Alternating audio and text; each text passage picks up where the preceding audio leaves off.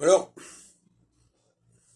en ce 2 mai 2022, je vais vous parler d'un certain nombre de sujets. Alors, je vais commencer par la question de la diversité spatiale, qui me paraît essentielle, au niveau même de ce qu'on appellerait donc l'intelligent design. À quoi sert-il d'avoir de l'espace? Avoir de l'espace, ça permet de déployer la diversité. Avoir peu d'espace, c'est poser problème à la diversité. Ou si on préfère, la diversité pose problème.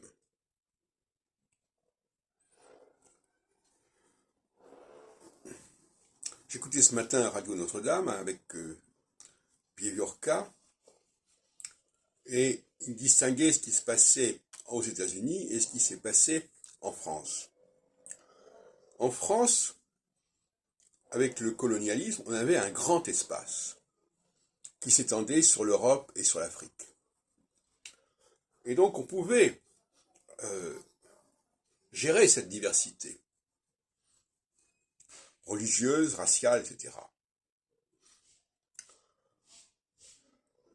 Dans des pays comme l'Autriche-Hongrie, d'avant la Première Guerre mondiale, on avait aussi un grand espace.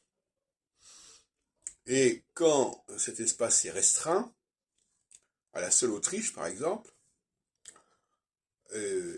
ou quand il se restreint à la seule métropole, ça crée des problèmes. Une sorte de peau de chagrin, et où tout le monde se retrouve les uns sur les autres, entassés les uns sur les autres. D'ailleurs, c'est vrai aussi pour les transports en commun. Il n'y a pas assez de transports en commun pour toute la population parisienne, par exemple, et donc les gens sont entassés, serrés comme des sardines. Donc ça crée, la réduction de l'espace crée des tensions. L'extension de l'espace calme les tensions.